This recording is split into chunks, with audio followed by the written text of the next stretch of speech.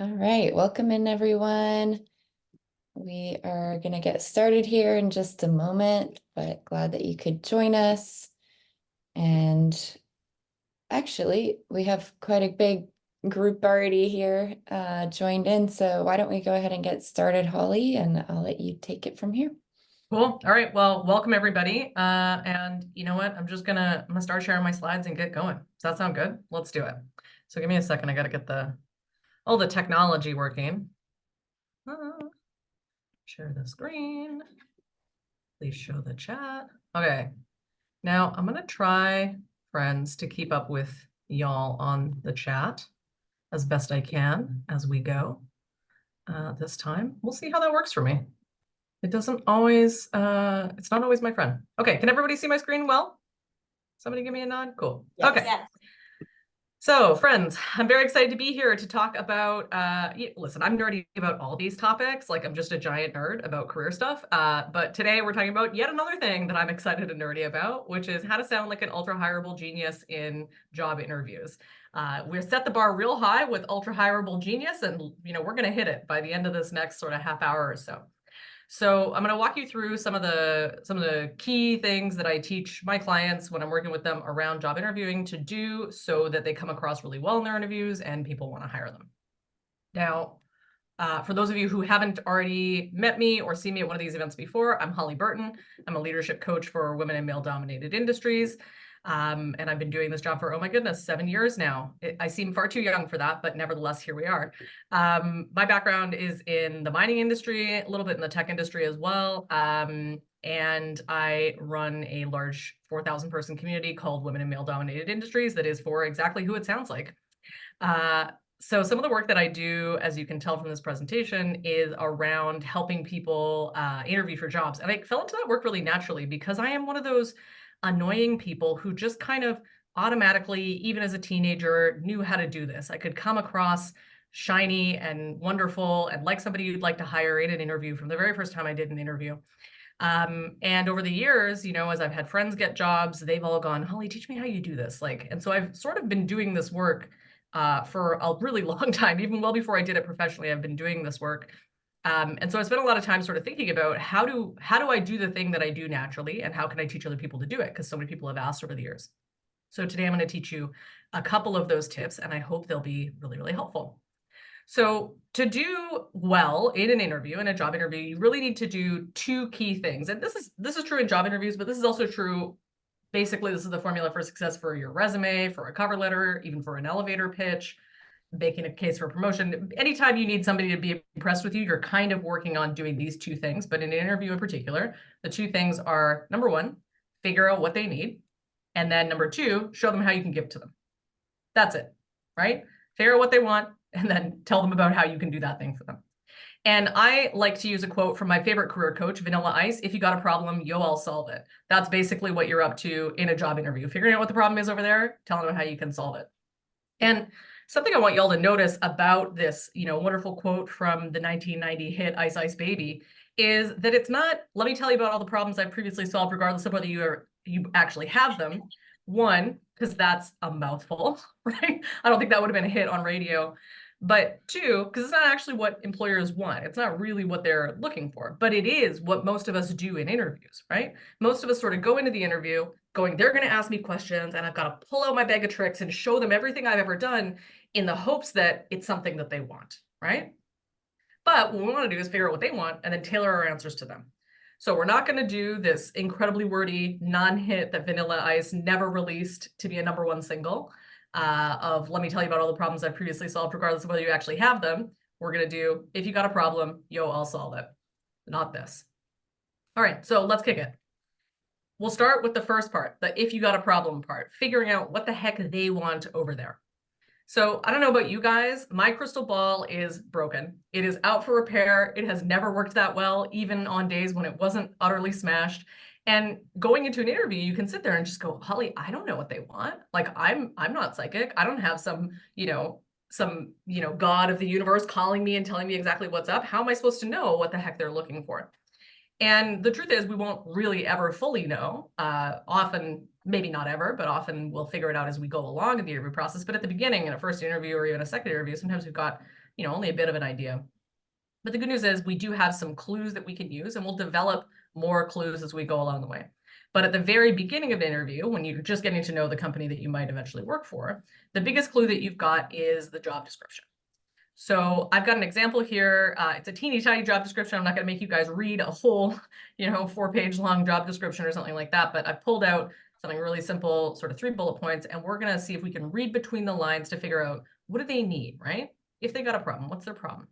So this example here, job number 1, is for a 10,000 person publicly traded SaaS company, so software as a service company.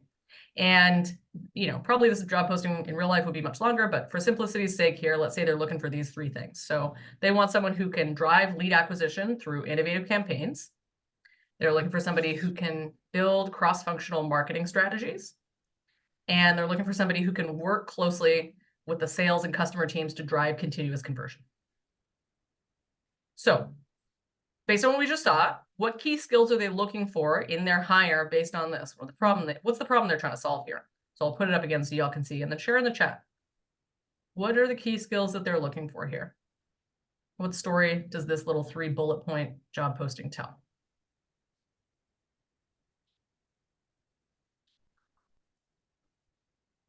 Sales is important, says James. Yeah, sales is important, agree. What else do we see?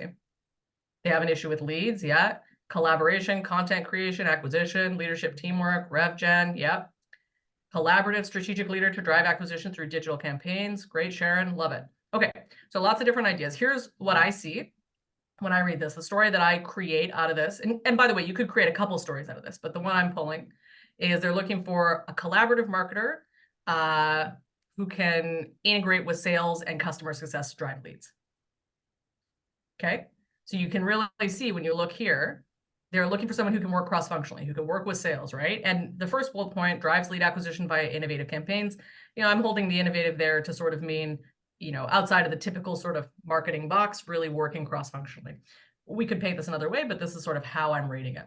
Okay, so these are our key skills. And if I get a handle on sort of reading it and going, these are what I think the key skills are, I know that's what they're looking for. So I can use that as information in my interview. Now, as I interview, I'm going to learn more. I'm going to ask questions. The questions that they ask me even will sort of betray the things that they're looking for or not looking for. But as a basic hypothesis going in, this is sort of what I think the profile that they're trying to hire, the key skills that they're trying to hire for.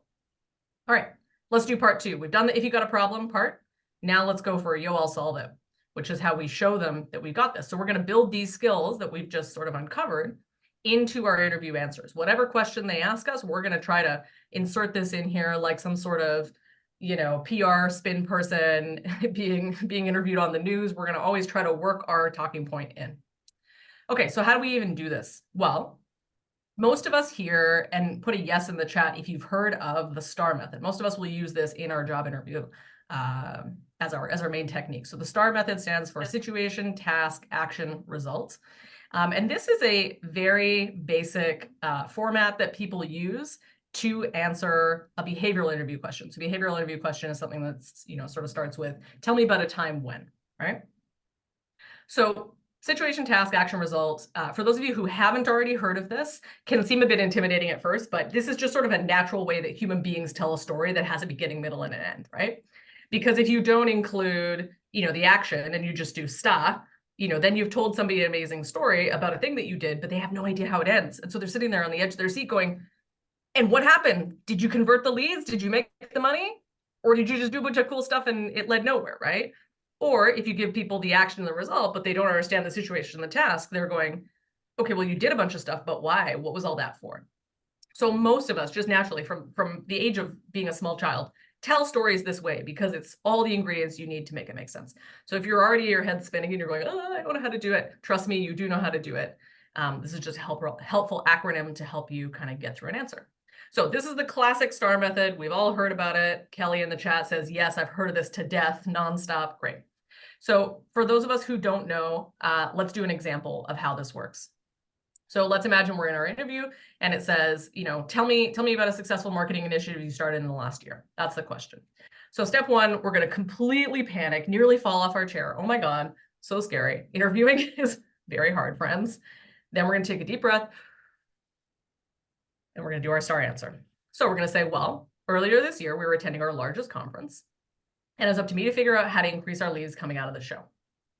So I created an internal campaign where I ran the attendee list through Salesforce and assigned every sales rep to call their folks who were attending. And the goal there was to set up meetings ahead of time so our reps' calendars were full before they even hit the trade show floor. And it was a huge success. We doubled the opportunities coming out of the event, and we increased our pipeline from $200,000 to $1.2 million. There's a star. All right, we survived, thank God. Wipe off our palms on our pants quietly so that nobody notices here in our little Zoom interview that we've contrived just for this. We've done it. So share in the chat, if you were the interviewer, what did you learn about me from that answer that I did using the star format?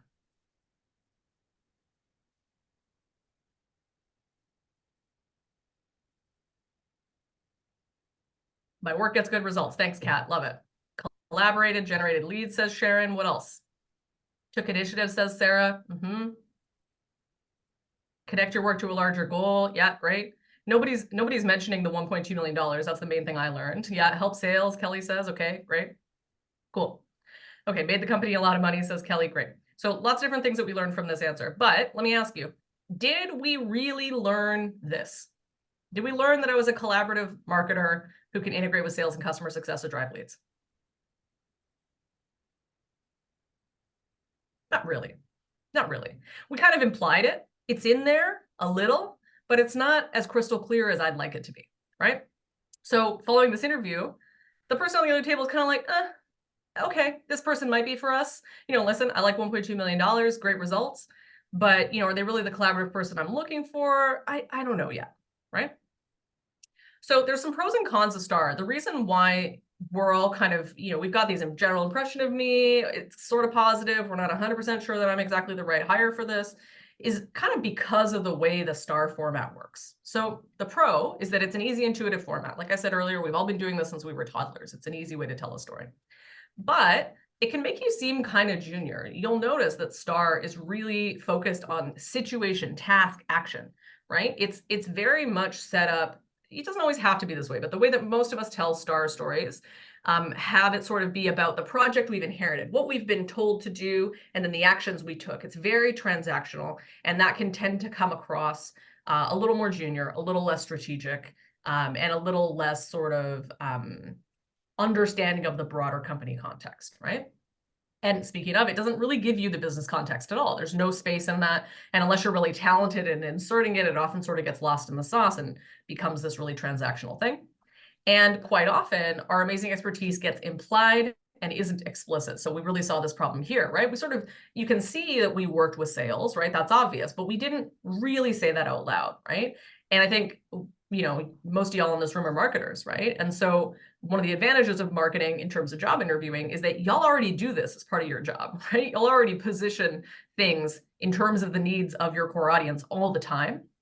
And most of the time, we're going to try to do it as concisely and clearly as we possibly can. The iPod was 1,000 songs in your pocket, not maybe it's nice to listen to some music, right? We want to be as explicit and clear as we can and not just sort of imply what's good.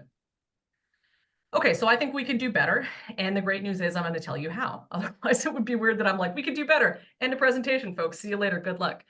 Okay, so we're going to take our old standby, the STAR method, and we're going to tweak it just a little, and we're going to make it a lot better. So we're going to add in an extra T, turn it into the START method, and that T stands for takeaway. This, my friends, is the magic takeaway. Get ready to fall in love. Mark today on your calendars. What's the date today? What is it? January 23rd, the day you fell in love with the magic takeaway. All right, so the magic takeaway is going to do a bunch of stuff for you. It's going to help you show an understanding of the business needs and context. So you'll be able to not just sort of show the specific tasks that you were doing, but why it mattered to the business, what was important about it. As a result of that, it's going to help you sound more senior and experienced and give you the impression of having more agency over your work. It's going to give you control over the story so that you can talk about the key skills that you want to talk about, not just sort of be at the whims of the questions that the interviewers are asking you and hoping that they ask you about your favorite thing. And it's only one more easy to do part to add on to the thing you already know how to do since you were a child. So let's talk about it. Magic takeaway has got two key ingredients, the business context and the key skills. So the business context here is sort of what was going on in the business at the time. Why did this situation and task matter? What was at stake? Why this? Why were we thinking about this problem? Why did it matter? So we want to be able to make sure that the person listening to us has all of that, and not just sort of like, there was a situation, and here's why it mattered. Here's why it was a big deal. Then we're going to add in our key skills. So whatever they are, in our case, collaborative marketer who can work with sales and customer teams, we want to be able to explicitly talk about how those key skills were part of this story, and there's something we bring to the table. So we're going to add these two pieces at the end as our takeaway. All right, let's do an example of this because it probably doesn't make very much sense yet. Okay, so we're going to use the exact same job that we were talking about earlier. So this 10,000 person public SaaS company, right? Who's looking for somebody who's collaborative, who can integrate with sales and customer success. Same interview question as before. Tell me about a successful marketing initiative you started in the last year. And now we're not going to be stressing out. We're not going to be having a full-on panic. We're now excited because we know how to do it. We're going to start our answer exactly the same way. We went to the largest conference. We wanted to increase our leads.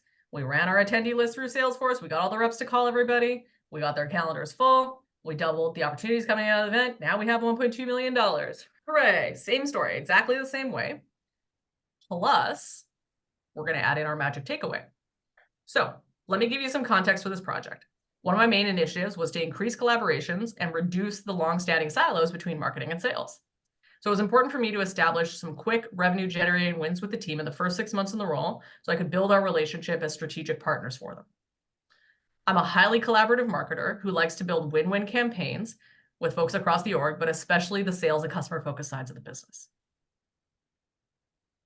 So if you were the interviewer, what did you learn about me from that answer, now that I've added on the magic takeaway? Share in the chat. Kelly says, I'm perfect. Thanks, Kelly. I love it. Kat says, I solve your problems, just like Vanilla Ice. Great. An understanding of my needs. Sarah says, you fancy. That's my favorite feedback yet. Thanks, Sarah. You fancy. Okay, so I love all the compliments coming in. The answer I was hoping for, friends, and you tell me if you got this, is you're really starting to get like, this is somebody who can collaborate, who gets the overall context of the business. There's somebody who's really thought about what's going on and made an on-purpose decision to work with sales because it's going to be the thing that they want. That's exactly what they're looking to hire, right? Okay, so all of a sudden, when you start adding in this magic takeaway, suddenly your interviewer goes from, meh, I guess we could hire her, to, whoa, can you start yesterday? Holly, how do we get a contract in front of your face? Let's make this happen. Amazing. So the magic takeaway does all this for you. And friends, it really is magic, right? Look at it's got sparkly dust all around it because it's so magical. So I hope you will fall in love with it. I'm going to give you a couple more examples in a minute to help you really absorb this. But one of the key things that I want to draw your attention to about the magic takeaway is this piece, how it lets you control the story. One of the things that people find most stressful about interviews is sort of when they get asked a question, they go, oh my God, what am I going to answer? What's my story? What do I say? How do I even talk about that, right? And it can feel really exhausting to come up with this like massive library of stories, things that you're going to tell. Because listen, most of us are not, 4,000 years old. We don't just have a giant compendium of things that we've done to fit every single situation. We might have 10, 15 success stories over our career, maybe more, maybe less, depending how long your career is. But you sort of have your win moments, your key things that you've done, and then you've got to be able to talk about those in ways that satisfy everything that they're looking for. It's very rare that you're going to have sort of a story for every single situation that they might ask you about. So the thing that I love about the magic takeaway is this is sort of modular piece that you can use to transform a story into kind of any angle that you want. So what I mean by this is, if I think back in my time as a mining engineer, right? So I had a period of time where I was working as a mining consultant for a mining software company. And my job was to work with our clients, to train them, to help them implement the software, to help them, do some technical consulting work with it. That was kind of my job. And we had one client that we did about $1 million worth of business every year with, which that was a huge client for us, absolutely huge. And that basically happened because I had such a good relationship with them. I'd call them up every couple of months and go, hey, how's it going? Let's gossip. What's going on site? And then I'd just find work. And then I'd go do the work. I spent so much time in Northern Quebec that I now have a thick Northern Quebec accent when I speak the French that I learned how to speak while I was working there. Didn't know how to speak French before, right? So this is a key story in my career, right? This sort of success that I had with this one client creating this great relationship. Now, I can tell that story a ton of different ways. That can be a story about, doing great business development. That can be a story about building relationships and becoming a trusted advisor. That can be a story about being adaptable. I learned a whole other language just so I could teach people how to use software in a language I didn't speak, right? It could be a story about technical expertise, all of the different technical things I help them with, right? So that's the exact same story, the exact same moment in my career, but I can frame it through all these different angles. And the magic takeaway allows you to really do that. You can sort of tell the story as it is, and then change the focus of it using that takeaway by describing the business context and the key skills that you want them to take away. Does that make sense to everybody? Put a yes in the chat if you're following me, or nod if you have your video on. All right, okay, seeing some yeses, great. So I won't belabor the point, you all get it. So we're gonna use this magic takeaway to turn one story into whatever you need. Now, obviously, the story I've just been telling y'all earlier, we're not gonna turn that into a story about being a good copywriter, for example.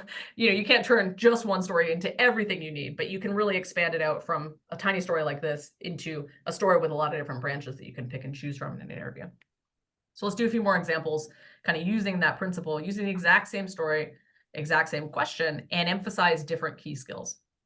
So let's imagine we were interviewing for a completely different job. Job number 2 here is for a teeny tiny company, only 100 people, Series B SaaS company, itty bitty small thing. And here's what they're looking for. They want someone who can lead development of the marketing strategy, who can optimize marketing spend for effectiveness, and who's highly ROI focused, creating a lean marketing culture that drives sales. So same question as before, friends. What are the key skills that they're looking for in the hire based on that job posting? Put it up again. Share in the chat. What do they want? Amanda says leader, efficient. What else do we see?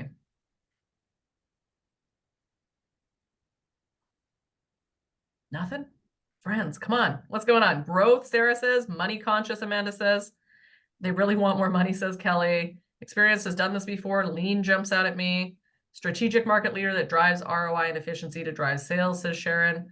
I like it. Sharon always coming in with the beautifully crafted single sentence one. Kat says can wear multiple hats. Perfect. Okay, so just like the last one, lots of different ways to view this.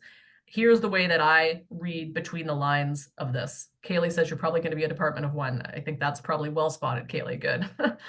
Okay, key skills. So looking for a highly strategic marketer who can use every limited dollar of budget effectively. So one of the key things that I see here is you can really see that they are marketing spend, ROI focused, lean marketing culture. Like this is about cash. This is about you got to do a lot with a little, right? And then that leads development of our marketing strategy piece tells me they need somebody who's strategic, who can sort of look, how are we going to optimize everything that we're doing? And not just sort of get down into the weeds, but take that upper level view so that they really get the most bang for their buck. That's what I read into this.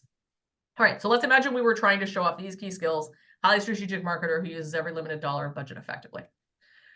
So same question, same beginning, right? We went to the trade show. We got everybody to call all their clients. We set up our meetings. We got $1.2 million, exactly the same story at the beginning. And now we're going to add in the magic takeaway to transform that from a story about being a collaborative marketer to make it into a story about, a really strategic person who's great at managing cash. All right, so context. Now, one of the most important things I focus on during scale-up growth is maximizing our revenue per marketing dollar spent. Our biggest low-hanging fruit in the budget was this trade show. It's one of our most expensive line items, so it was important for me to optimize our lead output from the show. I'm always building my strategy to squeeze a little bit extra out of the dollars in my budget so I can grow revenue without endlessly expending our costs on new initiatives. Amazing. So what happens now? How does $1 billion salary sound, Holly? Can we pay you more? How do we get you here immediately? It's very surprising given how cash conscious they are, but $1 billion, I guess I'll take it. Okay, thanks, friends. Okay, let's do one more so you can keep on seeing how this works. So job number 3 now, completely different. It's an 8,000 person B2C clothing company. For those of you in Vancouver, this is based on one of the 2 largest clothing companies that we have working out of here. Okay, so 8,000 person B2C clothing company. They want somebody who can drive customer purchases through a data-first approach to marketing. They want somebody who's customer focused, the #1 expert on their clientele, and somebody who's highly analytical, leveraging stats and insights to plan campaigns. Same question as always, friends. What are the key skills that they're looking for based on this job posting? What do we read? Share in the chat. Data-driven, says Kat. Agree. Reports and analytics, says James. Yeah, everyone's fave. My fave. Subject matter expert. Expertise with stats programs. Yeah, exactly. Good, Amanda. Analytical, relationship builder. Yeah, strategic and customer service focus. Okay, great. Okay, so y'all are sort of broadly on the same wavelength as me. So what I said from this job posting is they want a marketing data nerd who uses customer metrics to optimize for campaign impact. Okay, data, data, data. That was the #1 thing that we saw. Data first approach to marketing, highly analytical, leveraging stats and insights, even customer focused, the #1 expert on our clientele. I think probably at a company like this that does the kind of volume that they do, B2C, you might phone some of the customers, but you're nerding out over your email stats and over your website stats like crazy to get to be the expert on the clientele. All right, so this is what we are going to be doing here, trying to show them that we're the data nerd of their dreams who can optimize campaign impact. Let's do it. So like before, same question, same beginning, right? We went to the conference, we got $1.2 million because we made the sales team fill up their calendar. Great. Now, I want you to notice, by the way, this example here is not a particularly strong example for what I think this company wants to be doing, right? This is a company where, I mean, you're not selling B2C clothing at a conference. You know what I mean? This is not going to be an ideal match for the kind of skill that they're looking for, but still going to show you how we can turn this story into something that sounds like something they want, okay? So here's how we do it with the magic takeaway. Plus, now that revenue increase is impressive, but it wasn't a surprise. It's a result of strategy. I prioritized this project because my data showed that face-to-face interaction increased our sales team win rate by 10%. Versus campaigns which have a smaller impact, or versus email campaigns which have a smaller impact and a longer lead time. So I knew I'd create more revenue by getting the sales team in front of the clients than if I spent this exact same time writing another email campaign ahead of the show. This data-first approach is key for me. I'm always looking to leverage what we already know about our customers into new revenue sources. Okay, what do we think happens now? They're going, oh my God, Holly, you do sound like an ultra-hireable genius. It's almost like you attended a presentation by that very same name. I'll tell HR to write up the contract. Yay, magic, hooray. All right, friends, so I'm gonna start to wrap up here and kind of recap what we've talked about. So we've been really deconstructing the vanilla ice approach to job interviewing. If you got a problem, I'll solve it, both of those pieces, right? On the if you got a problem side, we're going to look and study the job postings as much as we can to sort of go, what are the key skills? What's the problem they're trying to solve? Who are they trying to hire to solve that problem? What do I think they're looking for? And by the way, we don't have time to talk about this today, but part of the work that you're going to be doing in the interview that most of us sort of fail to do until the very, very end is you're going to be asking questions. So they might ask you a question. You can say, they might ask you a question about, whatever it is that they're asking. You might have multiple stories that you could tell based on what you think they might want. You could actually just ask them. You can turn around and ask questions in the middle of the interview. So we'll start with our hypothesis that we can get from reading the job posting, but know that we'll go and ask questions and build our understanding of them as we go and refine this. Okay, then from there, on the I'll solve it side of the equation, we're going to use the START method. So situation, task, action, result, plus the magic takeaway, which of course is made up of the business context. So why this matters, what's going on in the business, why we decided to do this, why this was important to us, and then showing off the specific key skills, drawing their attention to the specific key skills that we want to be able to show that we were using in this. Rather than just implying them, we're going to directly say it out loud so that it's crystal clear, hit them over the head with it. And that magic takeaway, friends, is going to do all kinds of amazing stuff for you. It's going to make you sound senior. It's going to show that you understand the business needs. It's going to give you control over the story because now you have a one-part thing that you can use to turn a story that you already know into any little thing that you want. And you can do it easy with just one part. We've talked so much about vanilla ice that there's really only one way to end this presentation, which is, yo, man, let's get out of here. Word to your mother. And friends, stay in touch. I am Holly. You can find me at all of these places, as well as through my group, WIMD, Women in Male Dominated Industries, which you can find at WIMD.com. And if you want to follow all my insights and get a lot of weird, cringy emails from me that reference 1990s music and all kinds of other nonsense, you can follow me in all of these places, specifically at WIMD.com/join us, where you will find my very, very cool, it's not that cool, newsletter. All right, friends, I will take some questions now and stop sharing my screen so that I can actually look into your beautiful faces. All right, friends, I see there's already a few questions coming into the chat. I'll start with what I think is the first one. Folks, if you've got questions that are way up in the chat, you're going to have to ask them again because I don't have them top of mind. But I see there's a question here that says, how do you approach job descriptions that are clearly 4 to 5 different distinct skill sets with different key needs? That's a great question. So this comes from Jennifer. And so Jennifer and everybody else in this room, today what I did was a really simple example, right? Like no job posting is going to be just, oh, we only need one thing. It will be exactly what you're describing, where there are 4 or 5. So going into an interview, it's very rare that I'm like, what they want is just this. I often have a set of skills that I'm trying to show, right? So I might be trying to show even all the things that we talked about today in a single interview, right?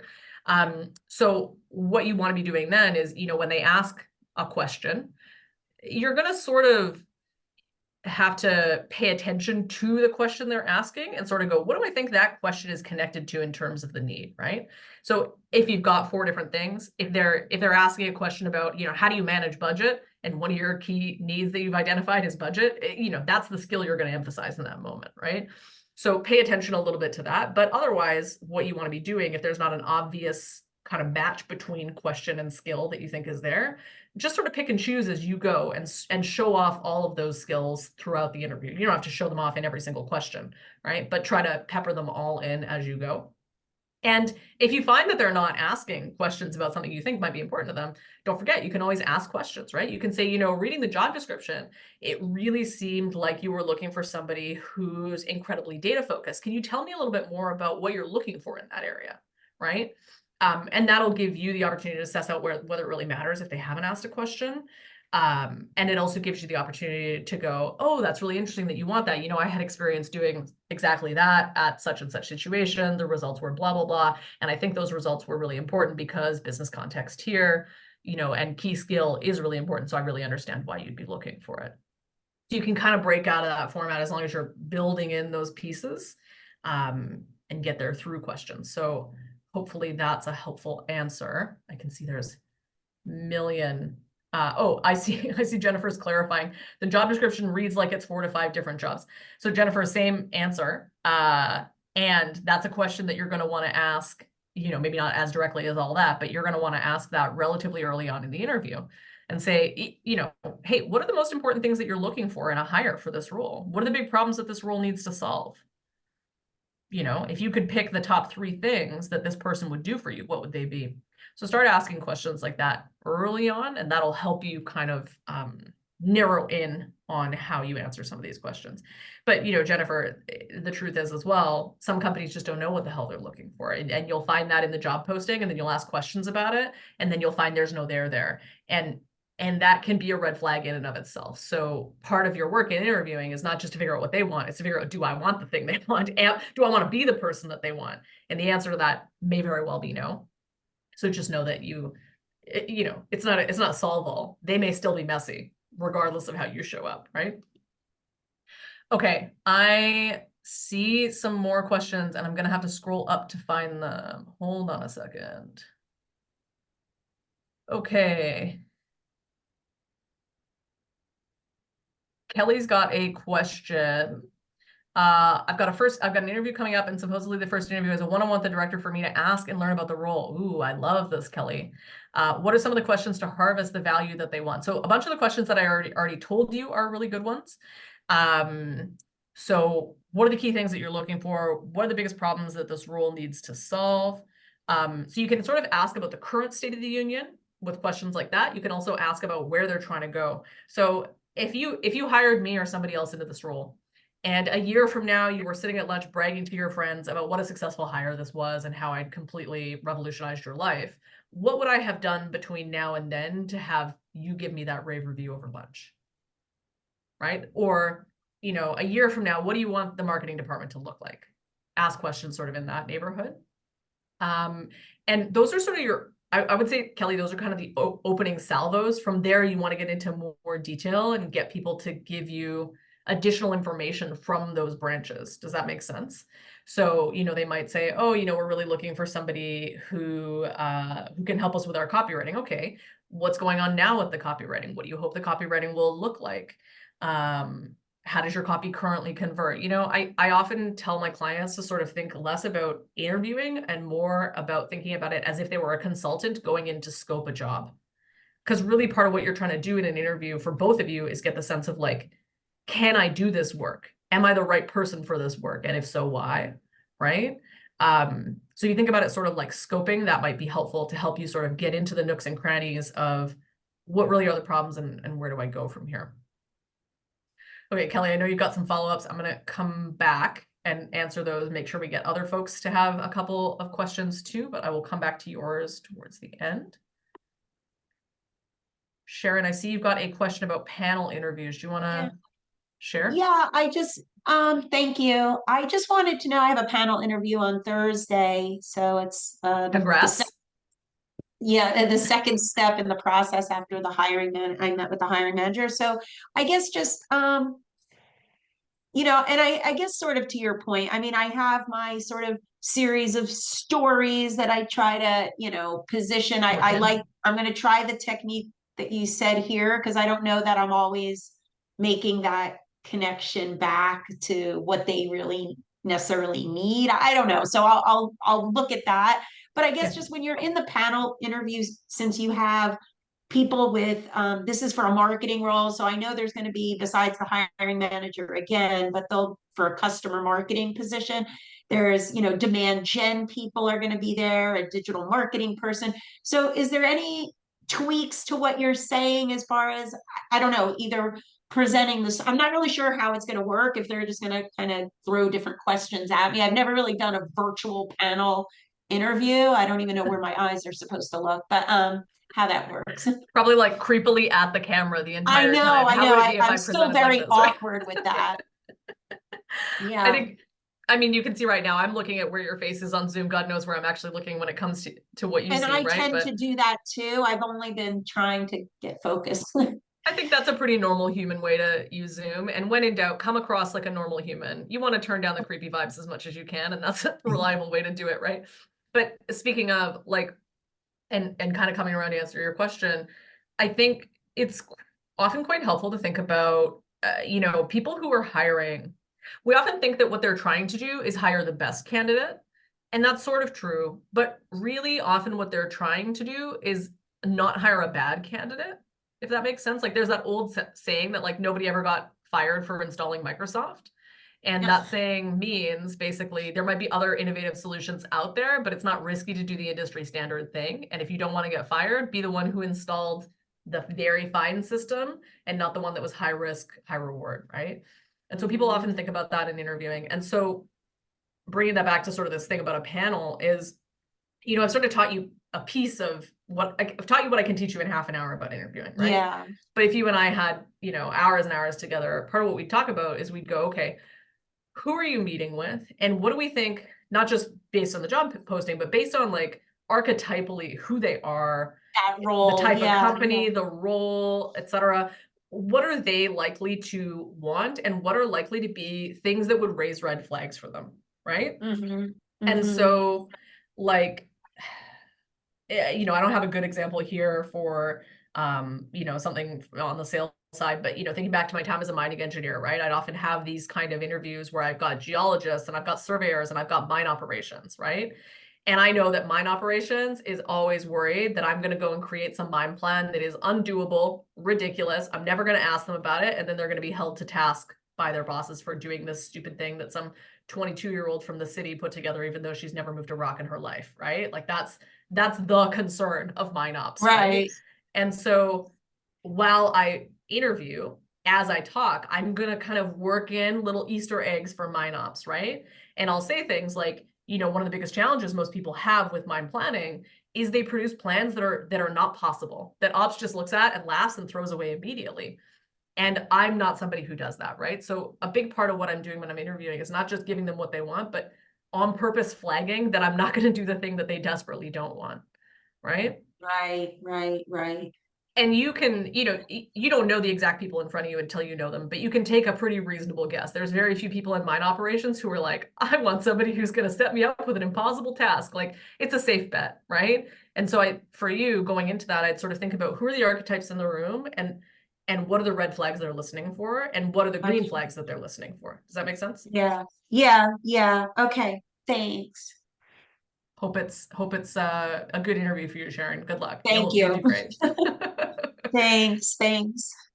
Sharon, also, even if it doesn't, there's more interviews to come. Every interview is good practice for the next one.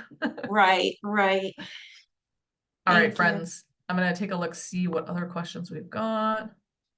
Okay, Anna, how humble should you be during the interview to not sound overly braggy? Great question.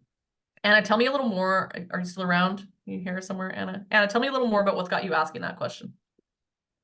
Yeah, I've been interviewing the last little while, and I noticed that sometimes you have that feeling after coming out of the interview that you were sounding really pompous, and it felt like maybe a little bit intimidating to the team because you don't know how much experience they have.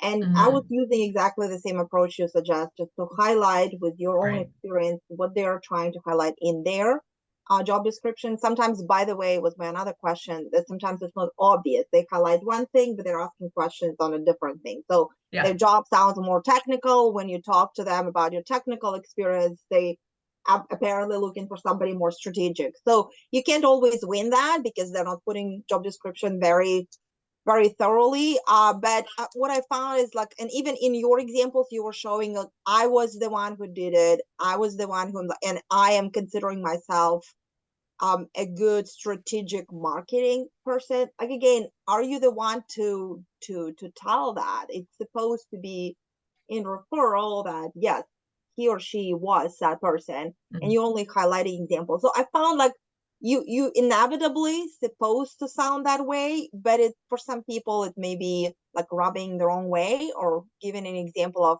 oh yeah, this person is too pompous. They sound like they know all of it, but Yes. in fact they just need to highlight what. So that's where the fine line's supposed to be. And in your examples, it did sound like you're supposed to say that. So I'm just curious how you navigate that fine line. It's a great question, and I got so much to say about this. So much to say about this. So yesterday we were driving home and listening to a podcast on the way home, and I don't know who it was. Adam Grant, I think, was talking about the double bind that women are in. And I'm like, yeah, Adam Grant mansplained it to me. Like, that's what I want in my commute home. And he was talking about women facing sort of likability penalties, and there's an inverse relationship in particular for women. This also to some extent will happen with men, but mostly not. They mostly get rewarded for this. There's an inverse relationship between women's competence and their likability, or especially their ambition and their likability. Like, competent ambition is a bad combo. And so the quintessential example of this is, Hillary Clinton had great approval ratings while she was doing jobs and terrible approval ratings while she was seeking jobs. Anytime she had to talk about how good she was at her job and sort of ask for the job and tell people that she was good, people hated her. While she was doing it, though, they loved her. They loved how she did the work, broadly speaking. And that is the story of my life, certainly, and many of my clients' lives. So, Anna, there may be some portion of that going on for you that other folks in this room, depending on sort of their perceived gender by others, might show up a little bit differently. So I want to acknowledge that up front and say, I face this question all the time with my clients, that like, how do I be braggy enough, but not too braggy? And there's a couple things I'm going to say. So I think number one is people often sort of go, well, it wasn't just me who did this. I did this as part of a team. And so how do I correctly give credit to the team, and not take on too much? And, the thing I'll say is sort of twofold. One, this is your job interview. They want to know about you. They're not interviewing your team. If they want to know how well your team did, they can go interview them. Your job is to talk about you, not to talk about other people. Now, there's occasionally, especially for women facing that likability penalty, an advantage to strategically not giving credit to your team, but mentioning your team. So I might, in an interview, I wouldn't say so much, my team did excellent work last year. They produce these kind of outcomes, but I would say things like, you know, me and the team last year produced these kinds of outcomes, and they did a lot of dedicated work to get there. And part of the reason we were able to achieve that is because of the strategy that I put in place. So notice that I'm still owning my part of it, right? I'm crystal clear about what part was mine. And while doing that, I'm sort of acknowledging the contribution of the team. That's sort of a way to walk that tightrope that can be helpful. So keep that in your back pocket as a sort of neat little way to undo some of that bias. But ultimately, you're just going to run the risk of seeming braggy, because the job in an interview is to brag. That's what you're there to do. So you can use some tricks, like what I was just talking about. You can also use what Chris Voss calls an accusation audit up front. So you can say things like, now, this might sound braggy, but it actually happened. I made my company $1 million a year off of a single client every single year for 3 years as an intermediate, you know, mining engineer or something like that, right? So you can sort of pre-accuse yourself of the thing that they might think negatively about you, and that will tend to undercut some of that. But you've got to be careful not to do that too much, or you come across as sort of always hedging.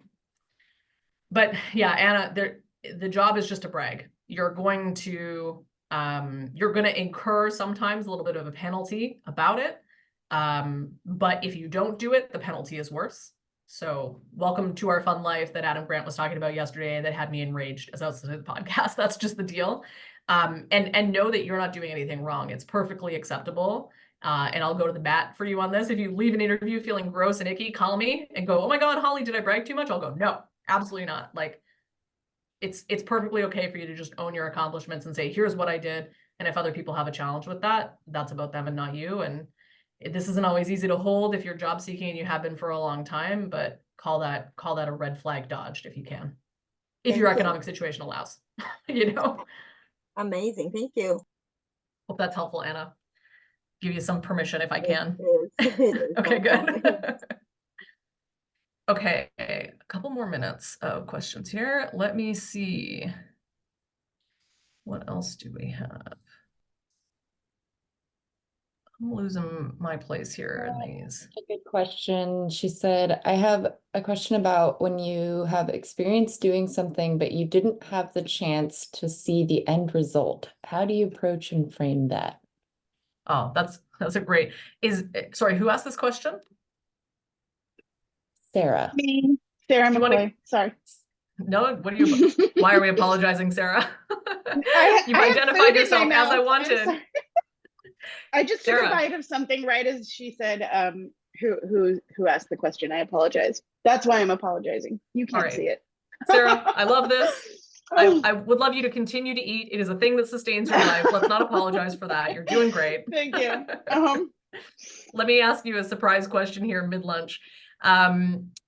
So tell me a little more about some detail here, because I can give a generic answer, but I think a specific answer may be more helpful. And if it's not too complex, I might be able to do that. So give me some detail around the thing that you did, but couldn't see the end result of. Yeah, I mean, it's happened to me in a few roles where like I started an initiative or what have you, and then for whatever reason left the company and didn't get to see the end result, but like a ton of hard work went into it up front and the planning and like, you know, but I can't sit there and say, oh, I have this metric to this final result refer to.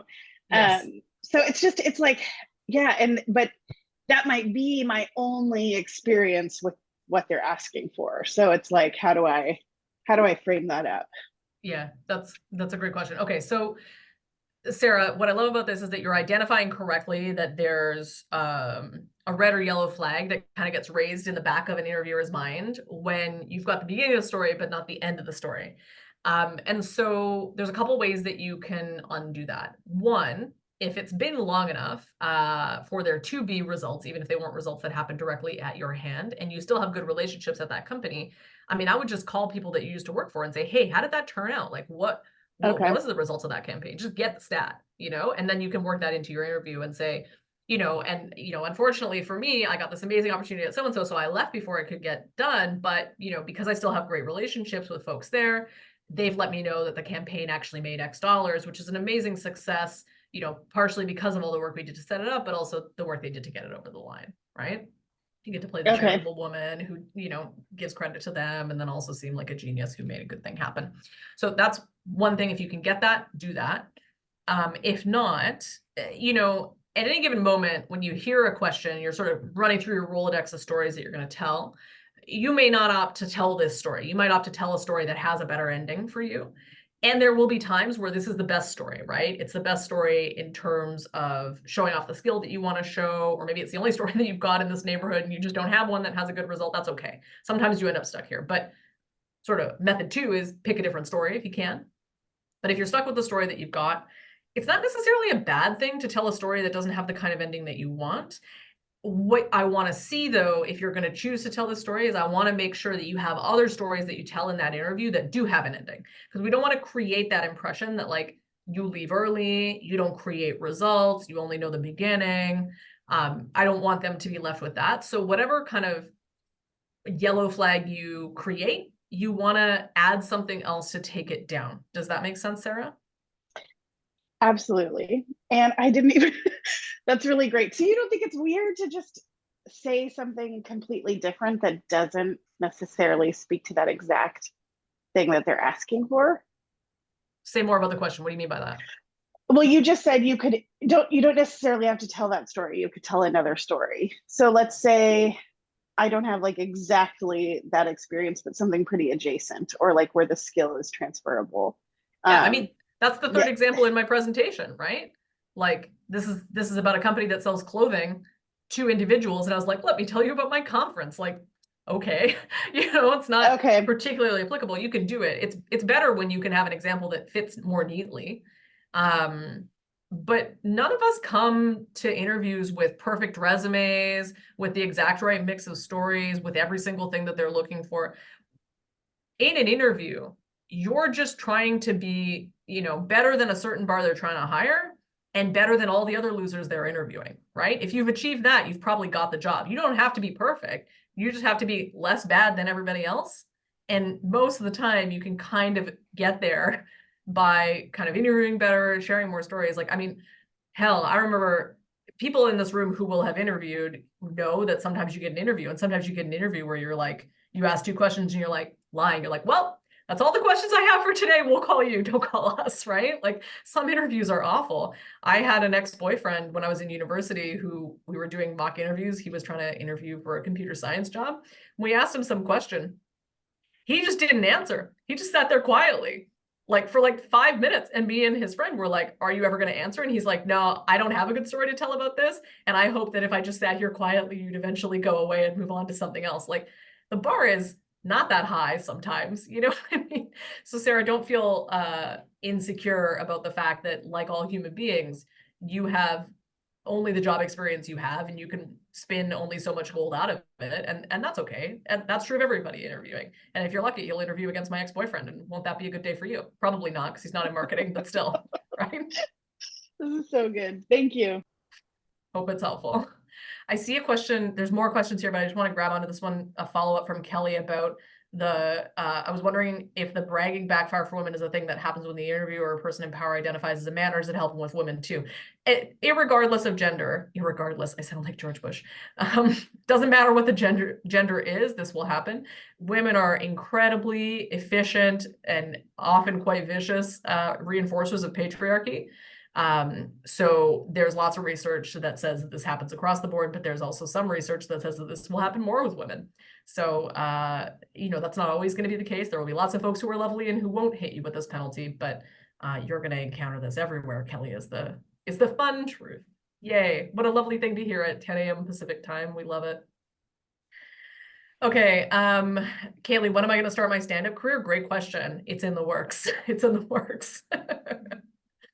Okay, I think we've got time for maybe one more question. Let me see what's up here. I thought that Erica had a great one. How to interview well to get the job when you're entering a new industry and competing against other candidates with industry knowledge. Great question, Erica. So 2 things. 1, learn as much as you can about the industry, obviously, right? But 2, oh my God, I could talk for just literally 75,000 hours about job interviewing. I keep on being like, the thing you're trying to do in interviews is, because you're actually trying to do many, many things at once. And so one of the things that you want to be doing, I was sort of talking earlier about you just need to seem better than the other losers that they're interviewing, right? You want to really kind of get an understanding of kind of what are your differentiators, right? And so, you know, for example, when I was a mining engineer, I remember very vividly going way back in time to my very first day in engineering school. I was sitting there in a class called something like Engineering and Society, and the associate dean of engineering came in to talk to all of us youthful children about, you know, our future careers as engineers. And he said, like, listen up, kids. This class that you're in right now, Engineering and Society, might seem like the kind of class you want to blow off, but it's really, really important. Actually, this is one of the most important classes you're going to take in your career. And he said, now, I know that all of you, just like me, got into engineering because you want to avoid people and you just want to spend time, you know, on math and computers all day long and not have to ever talk to anybody. And I get it, kids, but here's the thing you need to know. This matters. So the people side of the business really matters, right? And so the point that the dean was making was care about the people. But the point that I, Holly Burton, at age 18 or however old I was, got was, wait, I'm supposed to hate people and like math and computers? I didn't know. And I'm like looking around the room at this, you know, 100-room lecture hall full of all my peers, and they're all going like, yeah, I hate people. I'm here for the math and computers. And I was like, oh, what have I done? I'm nothing like these people. Oh my God, right? I had a real moment of panic, but that remained true for the entirety of my engineering career. I am a very unusual engineer, and now I'm a coach, and it makes a lot of sense that I am, because I actually care about people. Most people don't want to do it. They view people management as a nuisance. It's sort of the thing they have to do to be able to move the rocks, or, you know, do the HVAC system or build the rocket or whatever it is that these engineers are up to, right? And so one of the things that I did in my early career and continue to do still, if I was interviewing for engineering roles, is I use that as a differentiator. And I, on purpose, really position myself that way. And I say, you know what? I am the engineer who will talk to ops, who will talk to geology, who will not just sit locked away in my office and not talk to anybody working on the technical problems. If you show me a giant pile of dirt, you know, trying to figure out how to move it, or you show me a people problem, I'm going to care more about the people problem.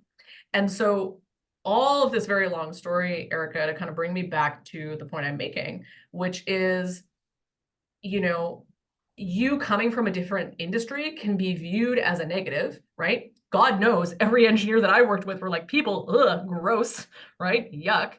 Or it can be viewed as one of your biggest assets, right? So you might be able to say, you know, coming from blah, blah, blah industry, I bring a fresh perspective. There are techniques that I know how to use that are common in my industry that aren't common in yours.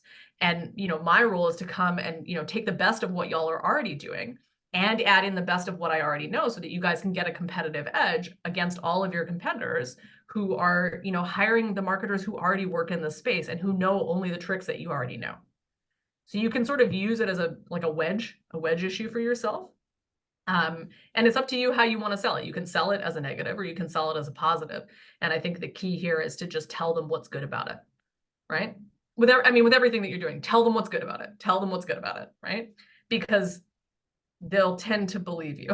I mean, maybe not, they might argue with you, but you have the ability to just incept a new meaning into their brains. And even if that works 50% of the time, 50% inception is a pretty good rate. Why not use it in your interviews? Interview inception, says Kaylee. Yeah, okay.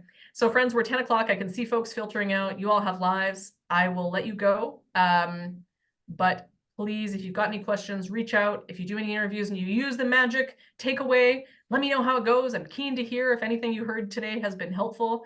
I'd love to cheer you on if you get a new job. And you can find me at hollyburton.ca or wimby.com. Bye, everybody. Bye.